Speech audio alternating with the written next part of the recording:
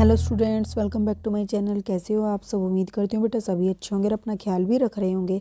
तो बेटा आज हम करने जा रहे हैं अपनी वर्कशीट नंबर 27, ठीक है, जो कि इंग्लिश सब्जेक्ट की है बेटा, 30 तारीख की है और 6th क्लास के बच्चों के लिए, जिसमें आज हम क्या करेंगे, एक अपना न्यू जो जो हमारा इंग्लिश ग्रामर का पोर्शन है उससे अपना एक नेक्स्ट टॉपिक करने जा रहे हैं। नाउन के बाद नाउन हम पढ़ चुके हैं ऑलरेडी, आज हम जानेंगे प्रोनाउन क्या होते हैं। ठीक है, तो चलिए स्टार्ट करते हैं। उम्मीद करती हूँ आपको नाउन अच्छे से समझ आया होगा। पहले वर्कशीट में अगर आपने डेली देखी होंगी तो आज हम करेंगे प्रोनाउन को। तो चलिए स्टार्ट करते हैं। और अगर बेटा आपको समझ आता है मेरा समझाया हुआ तो प्लीज़ वीडियो को लाइक शेयर ज़रूर कर देना। ठीक है, तो देखो बेटा, यहाँ पर आपको ये एक गर्ल दिखाई गई है। This is Radha. यह कौन है? राधा है। फिर शी इज़ ए गर्ल, तो यहाँ पर शी लगाया गया। ठीक है, तो इस शी का मतलब क्या होता है? यह। तो यह क्या? एक लड़की है। ये राधा है और यह क्या? एक लड़की है। यहाँ पर दो है। ठीक है, तो दीज आर राम। तो ये क्या? राम एंड श्याम। ये राम और श्याम हैं। They are boys. और ये क्या हैं? लड़के हैं। ठीक है, दे का मतलब क्या होता है? ये। फिर ये क्या? This is a dog. यह क्या है? एक डॉग है, कुत्ता है। और इट इज़ ब्राउन। और ये कैसा है? भूरे रंग का है। ठीक है, तो यहाँ पर आपने देखा होगा इट जो डार्क कलर में दिखाया गया है, और यहाँ पर क्या है? दे। ये किस कलर में दिखाया गया है? ये भी डार्क में। और ये शी। ठीक है, तो यहाँ पर शी, दे और इट ये सब क्या हैं?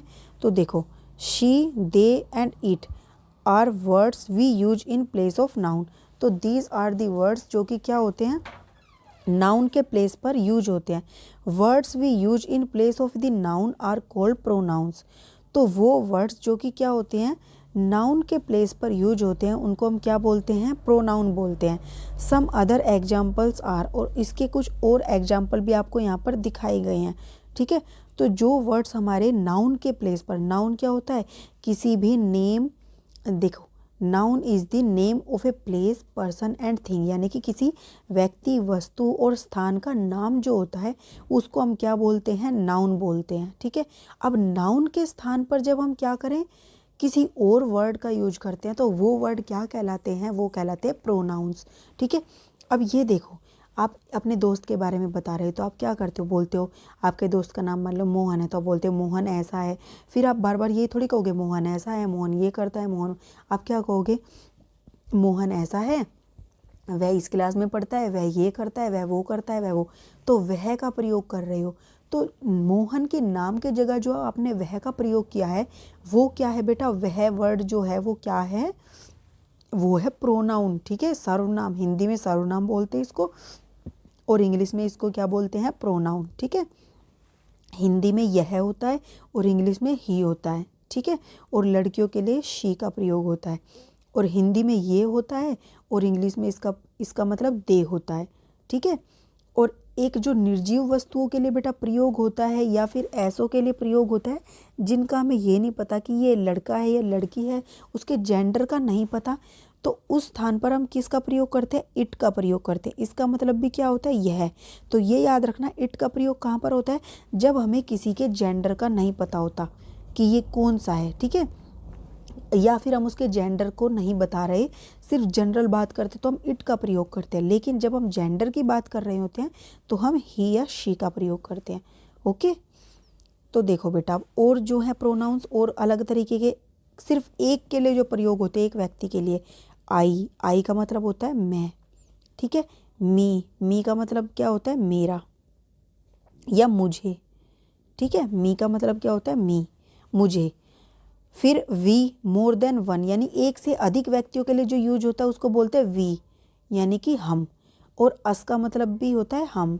ठीक है, अब यू मतलब क्या होता है बेटा? कि हम सामने वाले से जो बात कर रहे हैं, आप की जगह पर इसका प्रयोग करते हैं, तुम की जगह पर इसका, किसी एक व्यक्ति के बारे में।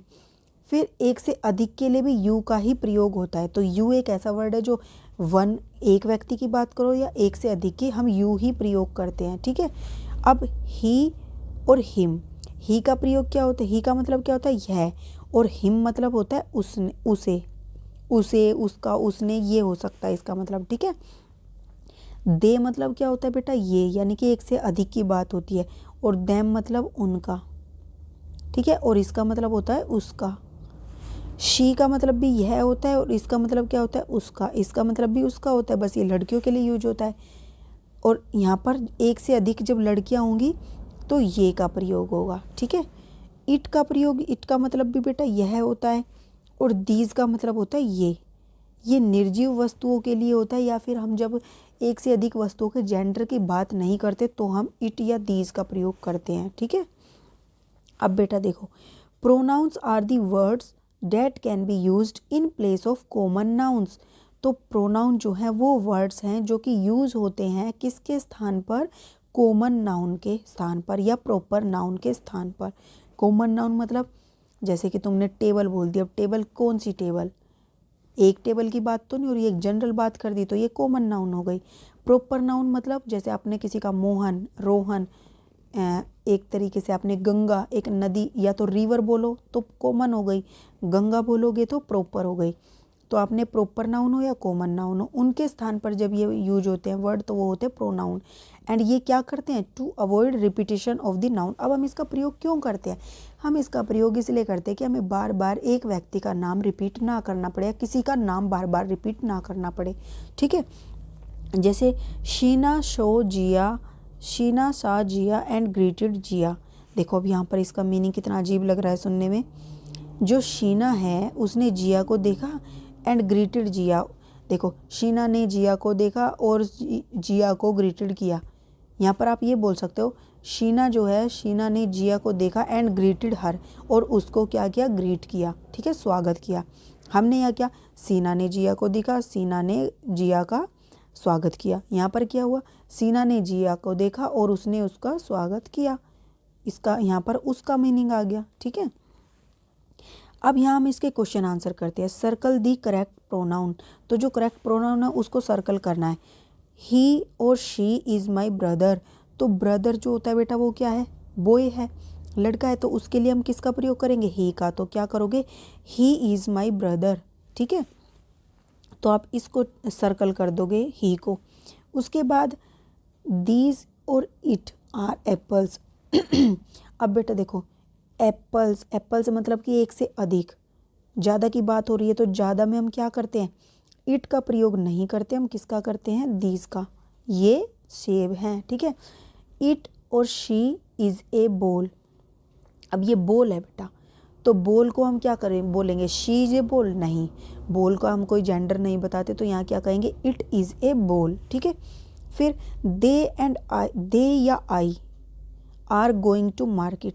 तो क्या होगा बेटा, आर, आप यहाँ पर देखो आर लगा हुआ है। आर कब लगा होता है, जब हम एक से अधिक की बात कर रहे होते हैं, प्लूरल की, ठीक है। तो इसका मतलब हमें यहाँ से पता चल रहा है आई नहीं आएगा, यहाँ पर क्या आएगा, दे। तो they are going to market, यानी कि वे बाजार जा रहे हैं। फिर दिस और दीज इज़ माई रैबिट।